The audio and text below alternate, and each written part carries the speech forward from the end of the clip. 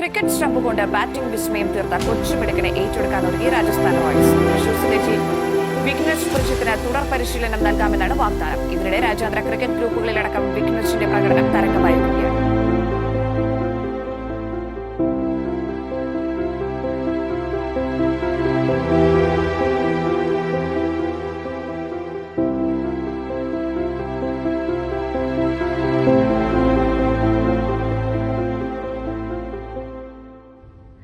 Hi വിഘ്നേജ്, എന്തൊക്കെയുണ്ട് വിശേഷം? നല്ല തന്നെ. വിഘ്നേജിന് വീട്ടിലെന്താ വിളിക്കുക? വിഘ്നു. അപ്പൊ ചേച്ചി വിഘ്നു എന്ന് വിളിക്കട്ടെ. ആ അപ്പൊ ചേച്ചിയുടെ പേര് ആർദ്ര എന്നാണ്. അപ്പൊ വിഘ്നുവിന് മിന്നു ചേച്ചി എന്ന് വിളിച്ചാൽ മതി. ഓക്കെ. പിന്നെ എന്തൊക്കെയുണ്ട് വിശേഷം? എത്ര അധികം കൊറേ ഇന്റർവ്യൂസ് ഒക്കെ കൊടുത്തിട്ട് ക്ഷീണിച്ചിരിക്കല്ലേ? ആ ഇപ്പൊ ടോട്ടൽ എത്ര ഇന്റർവ്യൂ കൊടുത്തു വിഘ്നു, ഓർമ്മയുണ്ടോ? 6 വീഡിയോ, 6 ഇന്റർവ്യൂ. 6 ഇന്റർവ്യൂ അല്ലേ?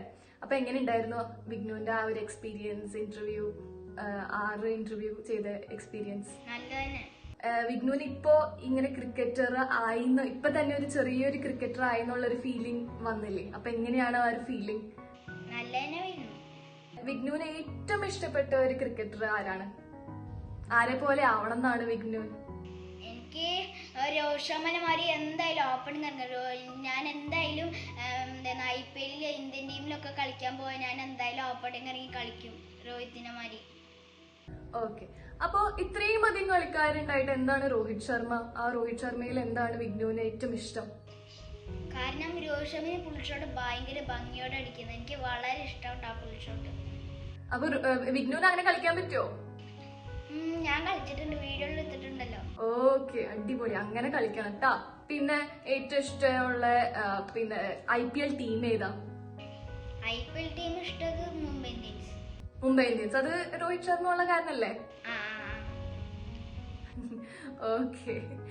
അപ്പൊ പിന്നെ ഇത്രയും അധികം ഫാൻസിനി ആയി തുടങ്ങിയില്ലേ? അപ്പൊ എങ്ങനെയാണ് വിഘ്നു അവരെയൊക്കെ ഹാൻഡിൽ ചെയ്യാൻ പോണേ?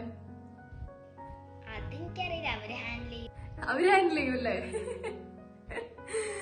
ഇനിയിപ്പോ ചെറിയ ആളൊന്നല്ല, ഇനി വലിയ ആളാവാൻ പോവല്ലേ വിഘ്നേജ്? പിന്നെ വിഘ്നേജിന് ഏറ്റവും അധികം സപ്പോർട്ട് ചെയ്യണത് അമ്മയാണോ അച്ഛനാണോ ഈ ക്രിക്കറ്റില്? അച്ഛനാ. അച്ഛനാ? അച്ഛൻ കൂടെ കളിക്കോ? അച്ഛനാ കൂടെ കളിക്കുക. അച്ഛനാ പോൾട്ടേരിയ. അതെ അല്ലേ? അച്ഛനാണോ അച്ഛൻ നല്ല ക്രിക്കറ്റ് പ്ലെയർ ആണോ? പണ്ട് നല്ല ടെന്നീസ് ബോൾ കളിക്കായിരുന്നു, പിന്നെ ഹാർഡ് ബോളും കളിക്കായിരുന്നു. അപ്പൊ ഇപ്പൊ വിഘ്നേജിന്റെ ഓൺലൈൻ ക്ലാസ്സും ഒക്കെ എങ്ങനെ നടക്കുന്നു? എങ്ങനെ സ്കൂളൊക്കെ എങ്ങനെയാണ്? ടീച്ചേഴ്സ് ഇപ്പൊ എന്തൊക്കെ പറയുന്നു? ടീച്ചേഴ്സ് വിഘ്നേജിന്റെ ഈ വീഡിയോ ഒക്കെ കണ്ടപ്പോ അവർക്ക് ഭയങ്കര ഇഷ്ടായോ? അവര് വിളിച്ചിരുന്നോ? എങ്ങനെയാണ്? വിളിച്ചിട്ടുണ്ട്, കുറച്ച് ടീച്ചർ വിളിച്ചിട്ടുണ്ട്. വിളിച്ചിരുന്നു അല്ലെ? ഇപ്പൊ ഓൺലൈൻ ക്ലാസ് എന്നും അറ്റൻഡ് ചെയ്യാറുണ്ടോ? അല്ല, ഓൺലൈൻ ക്ലാസ് ഇപ്പൊ നിർത്തി. അപ്പൊ വിഘ്നുവിന് ക്രിക്കറ്റ് അല്ലാണ്ട് എന്താണ് വിഘ്നുവിന് വേറെ ഹോബീസ്? പിന്നെ പഠിക്കാൻ നല്ലോണം ചെയ്യും. പിന്നെ മുകളിൽ എപ്പോഴും ഞാൻ സൈക്കിൾ ഓട്ടാറുണ്ട് അമ്മേനെ. അപ്പൊ എങ്ങനെയാണ് വിഘ്നുവിന്റെ ഒരു കാലത്ത് എണീറ്റ് കഴിഞ്ഞ വൈകുന്നേരം വരെയുള്ള ഒരു ഷെഡ്യൂൾ? എന്താണ് ചെയ്യാറ്? രാവിലെ 4:45 നീക്കും. പിന്നെ ഞാൻ ബ്രഷ് ചെയ്യും. പിന്നെ കളിക്കാൻ പോകും. പിന്നെ പോയി കഴിഞ്ഞാൽ ഒരു 8:30 തിരിച്ചു വരും. 8:30 തിരിച്ചു വന്നാൽ പിന്നെ ബ്രേക്ക്ഫാസ്റ്റ് തിന്നും 9 മണി വരെ. അത് കഴിഞ്ഞ് ഞാൻ പഠിക്കും 10:30 വരെ. പിന്നെ ഞാൻ ഉറങ്ങാൻ പോകും. പിന്നെ 1 മണിയോ 12:30 അതിന്റെ ഉള്ളിൽ നീക്കും. പിന്നെ അക്കാദമിക്ക് പോകും. ഏത് അക്കാദമിയാ വിഘ്നു പോണേ? Cricket academy. ഓക്കെ. അവിടെയാണ് വിഘ്നു ഈ ക്രിക്കറ്റ് ഒക്കെ ട്രെയിനിങ് ചെയ്യണ ഇതല്ലേ അക്കാദമി? ഓക്കെ. അത് കഴിഞ്ഞാ പിന്നെ 5:30 തിരിച്ചു വരും. തിരിച്ചു വന്നു കഴിഞ്ഞാ പിന്നെ ഞാൻ കോണിയും ഉള്ളില് പ്രാക്ടീസ് ചെയ്യും. പിന്നെ ബോളയിൽ വെച്ച് ഇങ്ങനെ അടിക്കുക.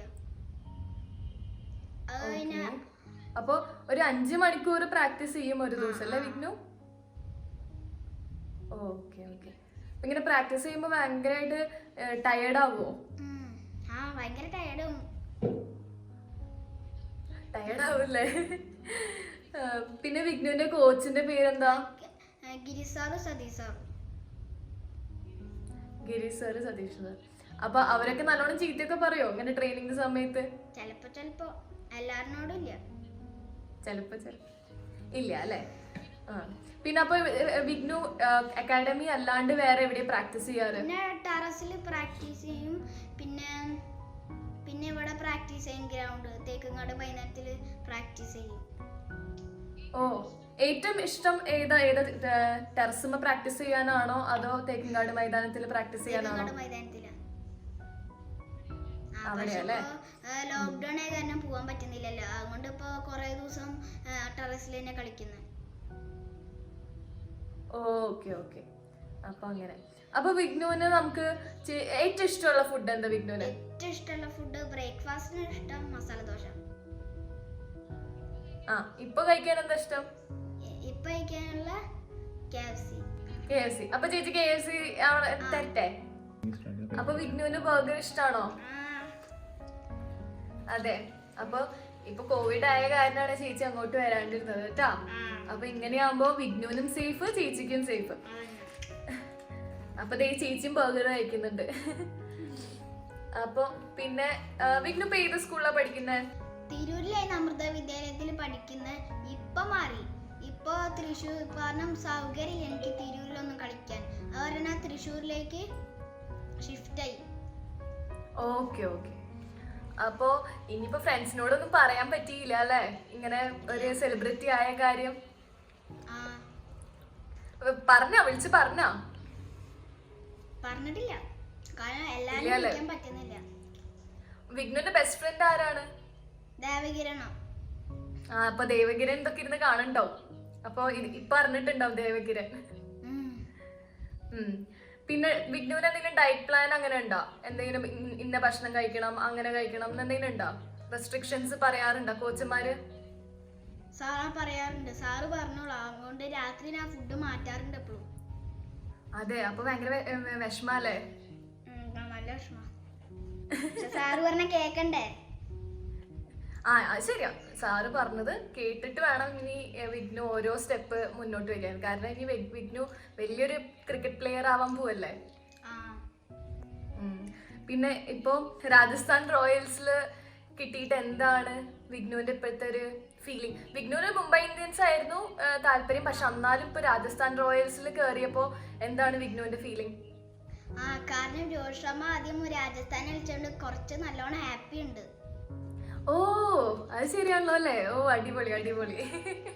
കുഴപ്പമില്ല. ഇതൊക്കെ ഇപ്പൊ രോഹിത് ശർമ്മയുടെ എന്തെങ്കിലും റെസ്പോൺസ് വന്നിരുന്ന വിഘ്നുവിന്?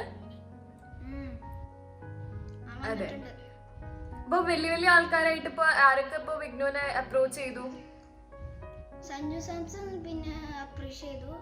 പിന്നെ രാജസ്ഥാൻ റോയൽസിലെ എന്തായിരുന്നു coach manager. Okay okay okay okay. ഓ അടിപൊളി അടിപൊളി. അങ്ങനെ അപ്പൊ വിഘ്നുവിന് ബർഗർ ഇഷ്ടായ? ഇഷ്ടായി.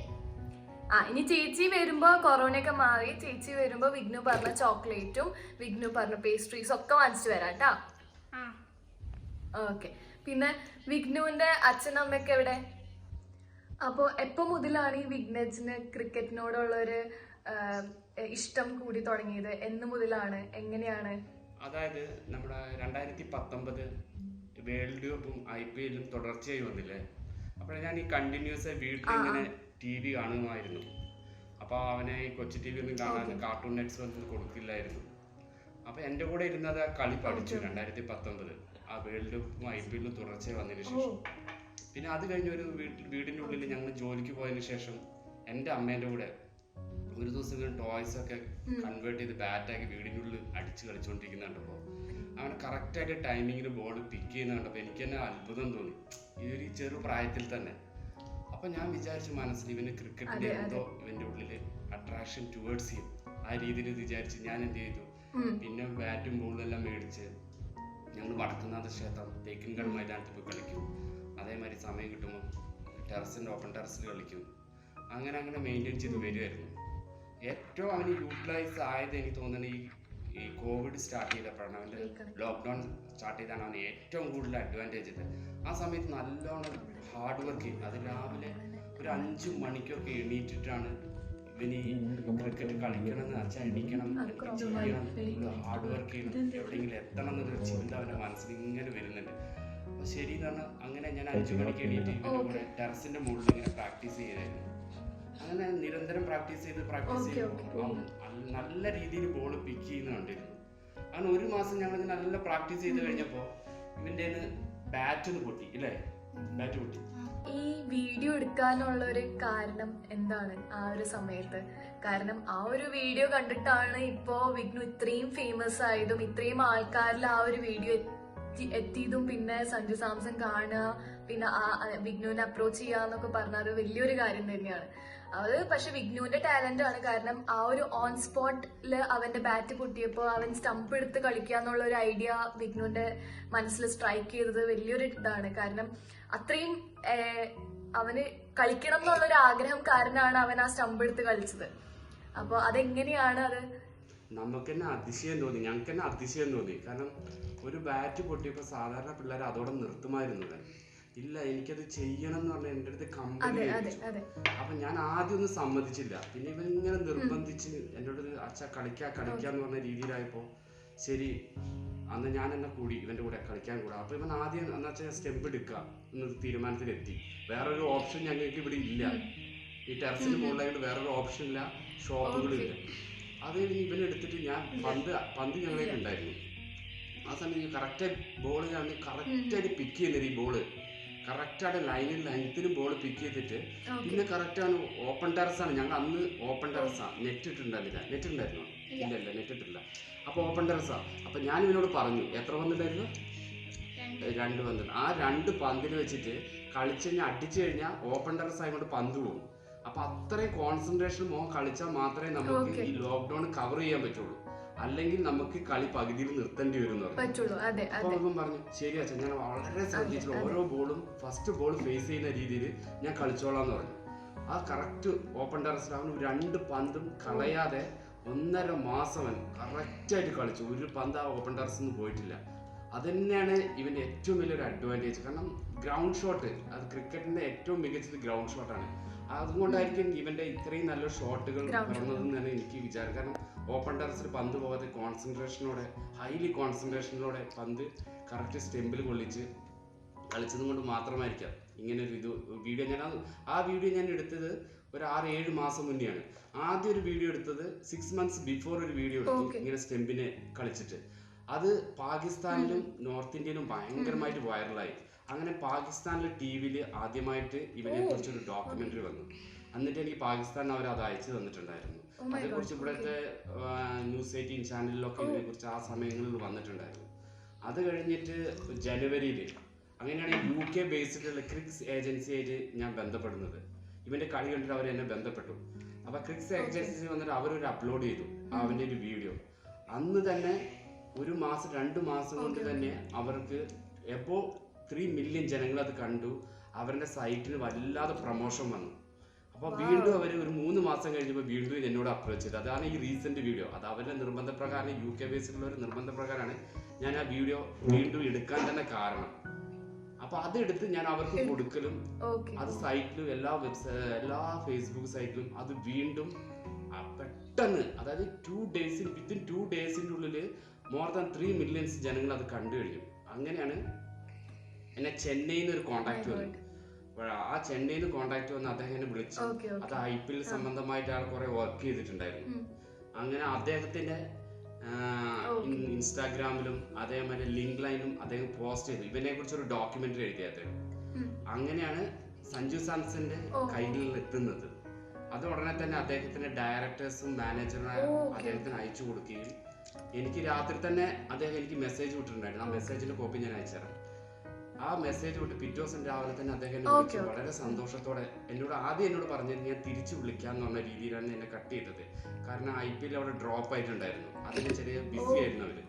എന്നിട്ട് ഉച്ചയ്ക്ക് ശേഷമാണ് എന്നെ വിളിച്ച് സംസാരിച്ചു. അവന്റെ കളി കണ്ടിട്ട് അദ്ദേഹത്തിന് തന്നെ ഭയങ്കര അതിശയം തോന്നിയിട്ടുണ്ട്. അതുകൊണ്ട് ഭയങ്കര ബ്രില്യൻ്റ് ആണ്, ഭയങ്കര ടെക്നിക്കലാണ് അവൻ കളിക്കുന്നത്. കാരണം അവൻ്റെ ഓരോ പെർഫെക്റ്റ് ഷോട്ട് കാണുമ്പോൾ തന്നെ നമുക്ക് തന്നെ അതിശയം തോന്നുന്ന രീതിയിലാണ് സംസാരിച്ചത്. അപ്പോൾ ആൾ നല്ല രീതിയിൽ ഓഫർ ചെയ്തു. അതായത് ഇനി ഫർദറായിട്ട് ഇവൻ്റെ കൂടെ കളിയിൽ എന്ത് ഹെൽപ്പ് വേണമെങ്കിലും അവർ ചെയ്യാം. അതായത് സഞ്ജു സാംസൺ നാട്ടിൽ വരും അദ്ദേഹത്തെ മീറ്റ് ചെയ്യാം, എവിടെയൊക്കെ ട്രെയിനിങ് ഉണ്ട് അവർ കൊണ്ടുപോയി ട്രെയിനിങ് ചെയ്തോളാം, എല്ലാ രീതിയിലും അദ്ദേഹം എനിക്ക് ഓഫർ ചെയ്തു. അതുകൊണ്ട് 2 ദിവസം മുന്നേ എനിക്ക് വാട്സപ്പിൽ അദ്ദേഹം മെസ്സേജ് ചെയ്തിട്ടുണ്ട്. അപ്പൊ ഇത്രത്തോളം നല്ലൊരു സപ്പോർട്ട് നമുക്ക് അവിടെ നിന്ന് നമ്മൾ ഇതുവരെ സ്വപ്നത്തിൽ പോലും പ്രതീക്ഷിച്ചില്ല. അതൊക്കെ കാണുമ്പോൾ ഒരു അച്ഛനെന്ന അമ്മ എന്ന രീതിയിൽ ഞങ്ങൾക്ക് വലിയൊരു അഭിമാനം തന്നെയാണ്. ഇവന്റെ എഫേർട്ട്, കാരണം എഫേർട്ടാണ്, അതായത് ഹാർഡ് വർക്ക്, ഭയങ്കര ഹാർഡ് വർക്കാണ്. കാരണം രാവിലെ 5 മണിക്ക് എണീറ്റ് 5:45 ആവുമ്പോഴേക്കും കളി സ്റ്റാർട്ട് ചെയ്ത് 8 വരെ കണ്ടിന്യൂസ് സ്റ്റാർട്ടിംഗ് ആണ്. അപ്പൊ ഇനി എന്നാണ് വിഗ്നുവിന് രാജസ്ഥാൻ റോയൽസിൽ ജോയിൻ ചെയ്യേണ്ടത്? അവര് പറഞ്ഞിരിക്കുന്ന അതിന്റെ കാര്യമായി സംതിങ് ഡിസ്കസ് ചെയ്തിട്ടില്ല. ഇപ്പൊ കോവിഡും കാര്യങ്ങളൊക്കെ ആയതുകൊണ്ട് അവര് പറഞ്ഞ ട്രെയിനിങ് എവിടെ ഉണ്ടെങ്കിൽ കൊണ്ടുപോകാന്ന് പറഞ്ഞിട്ടുണ്ട്. അങ്ങനെ ഒരു ഓപ്ഷൻ വരികയാണ്. കൊച്ചിയിലുണ്ട്, ബാംഗ്ലൂരുണ്ട്, അവർക്ക് കുറെ സ്ഥാപനങ്ങളുണ്ട്, അക്കാഡമികളുണ്ട്. എന്തായാലും ഒരു 10 വയസ്സ് കഴിഞ്ഞിട്ടായിരിക്കാം കൊണ്ടുപോകുന്നത്. പിന്നെ ഇവര് മന്ത് അവർക്ക് വീഡിയോ കളിക്കുന്നത് അപ്ലോഡ് ചെയ്ത് കൊടുക്കാൻ പറഞ്ഞിട്ടുണ്ട്, എല്ലാ സ്റ്റാറ്റസും. അപ്പൊ ഇനി എന്നാണ് വിഗ്നു രാജസ്ഥാൻ റോയൽസിൽ ജോയിൻ ചെയ്യുന്നത്? ഇല്ല, ഇപ്പൊ ഈ കോവിഡ് കഴിഞ്ഞിട്ട് അവർക്കൊരു തീരുമാനം എടുക്കാൻ പറ്റുള്ളൂ എന്ന് പറഞ്ഞിട്ടുണ്ട്.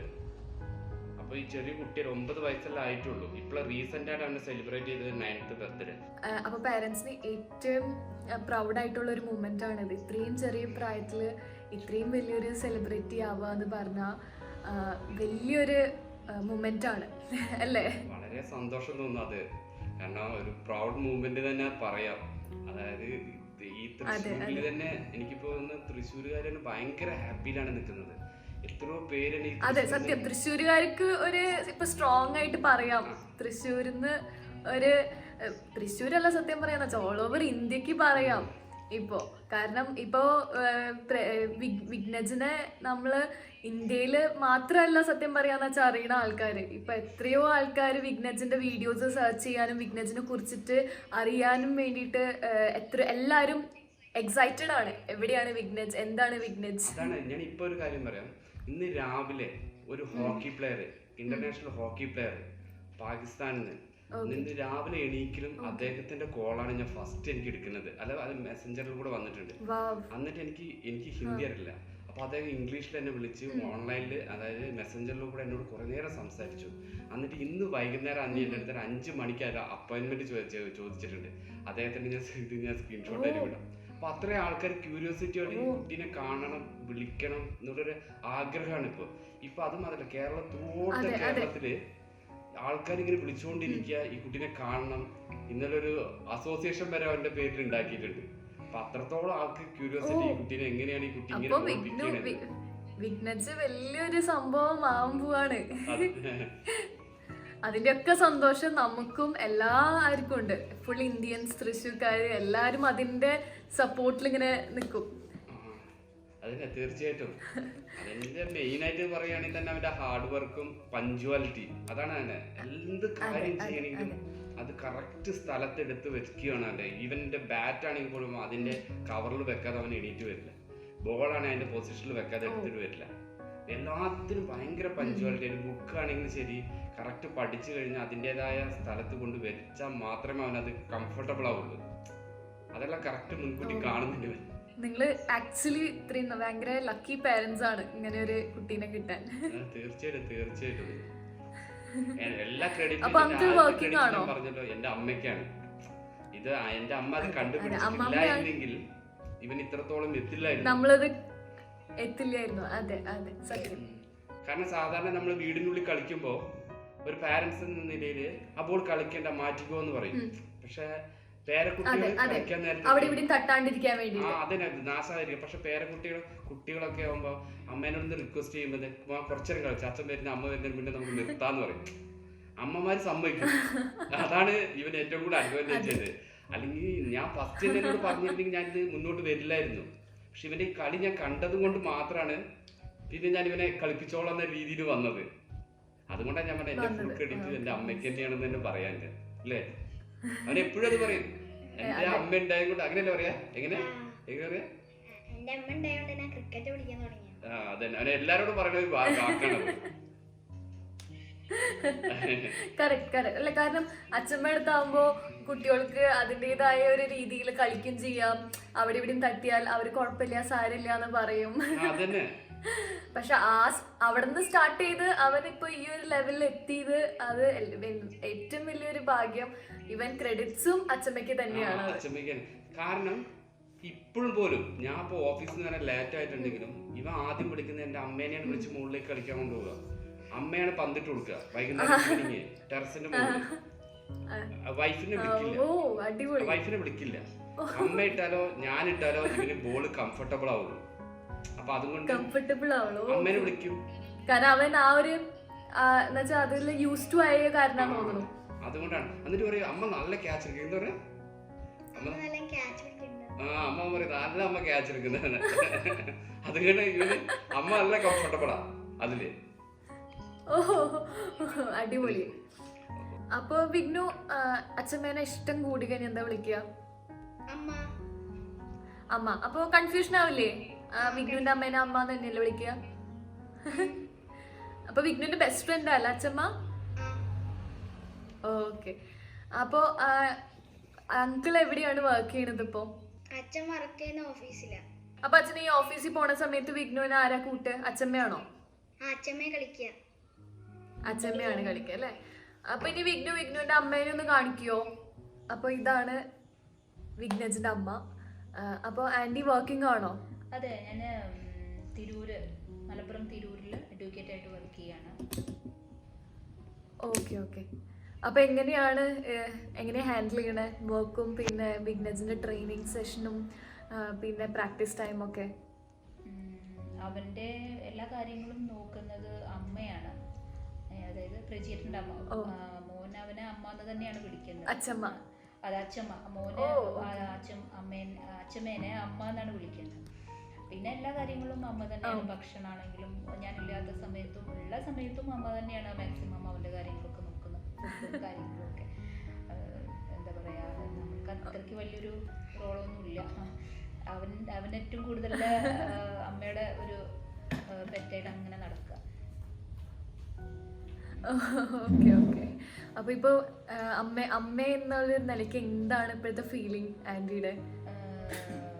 എന്താ പറയാ, പറയാൻ വാക്കുകളില്ല. അത്രയും വലിയൊരു സന്തോഷം അതിനെ കുറിച്ച് ആലോചിക്കുമ്പോൾ ഇത്രയും വലിയൊരു അഭിമാനം ഒക്കെയാണ് ഉള്ളിൽ. പിന്നെ പഠനത്തിന്റെ കാര്യത്തിൽ മുഴുവനും ഞാൻ തന്നെയാണ് ശ്രദ്ധിക്കാറ്.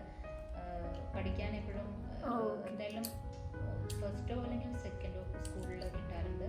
പിന്നെ അതിന് പുറമെ മറ്റേ ചിത്രം വരയ്ക്കാനും ഡാൻസ്, സ്പീച്ച്, പിന്നെ ഇവർ അമൃത സ്കൂളിലായത് കാരണം സംസ്കൃതത്തിന്റെ ശ്ലോകങ്ങളൊക്കെ ഉണ്ടാവും. അങ്ങനെ എല്ലാത്തിലും മത്സരിക്കും ചെയ്യും. ഫസ്റ്റോ സെക്കൻഡോ എന്തായാലും വാങ്ങിക്കാറുണ്ട്. അപ്പൊ ഒരു ഓൾറൗണ്ടർ ആണ് വിഘ്നജ്.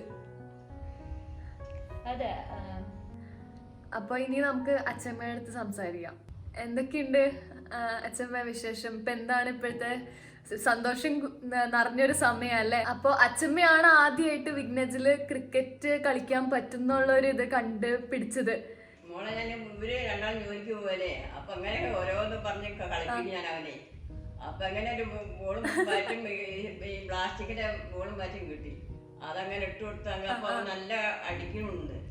അപ്പൊ മോനത് വന്ന് കണ്ട് വന്ന് കണ്ട് അവനും ഭയങ്കര ഇതായി. അവനങ്ങനെ കളിക്കണില്ലെന്ന് ഓർത്ത് അവന് പിന്നെ അമ്മ കൂടി അങ്ങനെ കളിപ്പിക്കാൻ തുടങ്ങി. അവനെ അങ്ങനെ ഈ ലെവലിലെത്തി, ഇത്രയും ഒരു സെലിബ്രിറ്റി ആയി. മോളെ അത് ഭയങ്കര സന്തോഷമാണ്. എന്താ അറിയാൻ കഴിയാത്ത സന്തോഷം. നിങ്ങളൊക്കെ അതിന് പങ്കാളികളാവുന്നതും ഭയങ്കര സന്തോഷം. അതെ. കാരണം ഇങ്ങനെ ഒരു ഓപ്പർച്യൂണിറ്റി കിട്ടുന്നത് തന്നെ ഒരു വലിയ ഭാഗ്യം. കാരണം ഇനിയിപ്പോ ഏത് ലെവലിലാണ് വിഘ്നജ് എത്താന്ന് ആർക്കും പറയാൻ പറ്റില്ല. ഇപ്പൊ തന്നെ ഈ ഒരു ചെറിയ പ്രായത്തിൽ തന്നെ നമുക്ക് പറയാൻ പറ്റാത്ത സ്റ്റേജിലാണ് ഇപ്പോ വിഘ്നജ് നിൽക്കുന്നത്.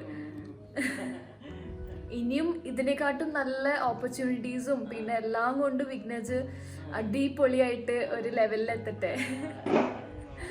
പിന്നെ ഭക്ഷണത്തിന്റെ കാര്യത്തിൽ ഒന്നും ഒരു പ്രശ്നമില്ല.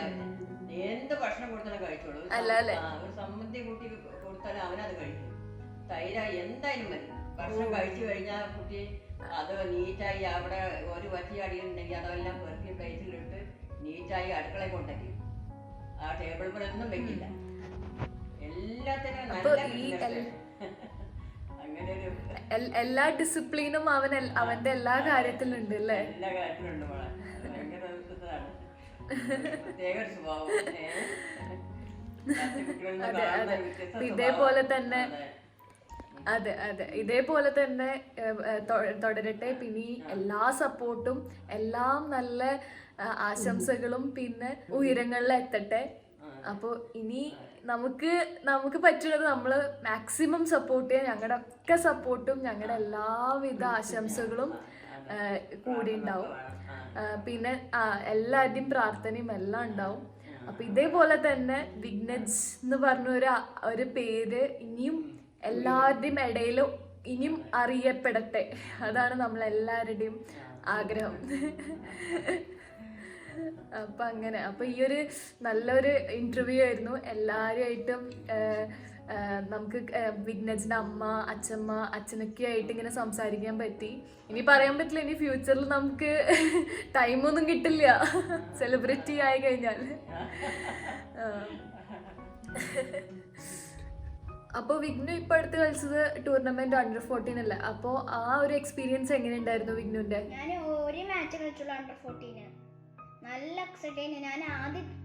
ഞാൻ ആദ്യത്തെ മാച്ചിൽ തന്നെ 51 റൺ എടുത്തു. പിന്നെ ഒരു വിക്കറ്റും കൂടി എടുത്തിട്ടുണ്ട്. ഓ അടിപൊളി. അപ്പൊ എത്ര സിക്സ് അടിച്ചു? 6 അടിച്ചില്ല, 4 അടിച്ചാ? ഞാൻ ഗ്രൗണ്ട് ഷോട്ട് തന്നെ കളിക്കുന്നു. കാരണം പൊന്തിച്ചടിച്ച് എങ്ങനെ ക്യാച്ച് പിടിച്ച് ഔട്ട് ആവുമെന്ന് പേടി. അതെ. ഓ അപ്പൊ എല്ലാം പ്ലാൻ ചെയ്തിട്ടാണ് കളിച്ചത്. അതുകൊണ്ട് 9 4 അടിച്ചു. ഓക്കെ 9 4 അടിച്ചു അല്ലേ? അടിപൊളി. പിന്നെന്തൊക്കെയുണ്ട്? പിന്നെ എന്തെങ്കിലും പറയാണ്ടോ വിഘ്നേഷിന് ചേച്ചിയോട് എന്തെങ്കിലും ചോദിക്കാണ്ടോ? പിന്നെ ഒരു സന്തോഷ വാർത്തയുണ്ട്. ഇപ്പൊ വന്നതാണ് സന്തോഷ വാർത്ത. ഇപ്പൊ ജസ്റ്റ് വന്നതാണ്, ഞാൻ കണ്ടോളൂ മൊബൈലില്. നമ്മുടെ England captain, former England captain KP എന്ന് വിളിക്കാം, കെവിൻ പീറ്റേഴ്സൺ. അദ്ദേഹത്തിന് നല്ലൊരു മെസ്സേജ് ഇപ്പോ എനിക്ക് വിശ്വസിക്കാൻ രീതിയിലുള്ള മെസ്സേജ്. ആ മെസ്സേജ് നിങ്ങൾക്ക് അയച്ചു തരാം. ഇതിപ്പോ വന്നിട്ടുള്ളൂ. ഞാൻ മൊബൈലിൽ നോക്കലും വരലും ഒപ്പായിരുന്നു. നല്ല രീതിയിലൊരു ഇന്റർവ്യൂ നടന്നുകൊണ്ടിരിക്കുമ്പോൾ നല്ലൊരു രീതിയിൽ നല്ലൊരു മെസ്സേജ്. അത് ക്രെഡിറ്റ് മുഴുവൻ നിങ്ങൾക്ക് ഇരുന്നോട്ടെ. ഓക്കെ, അത് സത്യം. അല്ല, ഇങ്ങനൊരു ഇനിയും ഇതേപോലെ തന്നെ കുറെ ഗുഡ് ന്യൂസുകൾ ഇനി വരാൻ കിടക്കുന്നേ ഉള്ളൂ. പക്ഷെ ഇതൊരു നല്ലൊരു ന്യൂസാണ്. കാരണം ഇംഗ്ലണ്ടിലെ ക്യാപ്റ്റൻ ആയിരുന്ന കെവിൻ പീറ്റേഴ്സൺ ഇങ്ങോട്ട് മെസ്സേജ് അയക്കാന്ന് പറഞ്ഞാൽ നമുക്ക് മനസ്സിലാവും എവിടെ വരെ വിഘ്നുവിൻ്റെ ടാലന്റ് എത്തിപ്പെട്ടു എന്ന് നമുക്കത് മനസ്സിലാക്കാം. ഇനിയും ഇതിനെക്കാട്ടും എല്ലാം അതാ ഞാൻ പറഞ്ഞ ഇനി വരാൻ കിടക്കുന്നതേ ഉള്ളൂ.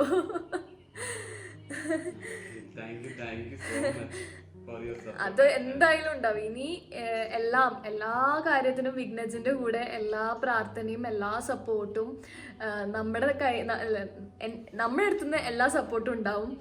പിന്നെ ഇനി ഇതിനെക്കാട്ടും നല്ലൊരു ലെവലിൽ വിഘ്നജ് എത്തട്ടെ. വിഘ്നജിന്റെ എല്ലാ ക്രിക്കറ്റ് ഡ്രീംസും ക്രിക്കറ്റ് ടാലൻസും ഇനിയും പുറത്തെടുക്കാൻ സാധിക്കട്ടെ.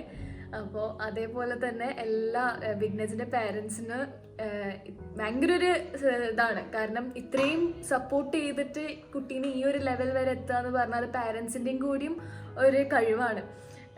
കാരണം എത്രയോ ആൾക്കാർക്ക് സപ്പോർട്ട് ചെയ്യാൻ പറ്റാണ്ടുണ്ട്. പക്ഷേ വിഘ്നജിന് അങ്ങനെയുള്ളൊരു ഇതല്ല, പാരൻസ് നന്നായിട്ട് സപ്പോർട്ട് ചെയ്യുന്നുണ്ട്. അപ്പോൾ ഇതേപോലെ തന്നെ വിഘ്നജ് ഒരു നല്ല ഒരു ക്രിക്കറ്ററായി കാണണം എന്നാണ് ഞങ്ങളുടെ എല്ലാവരുടെയും ആഗ്രഹം.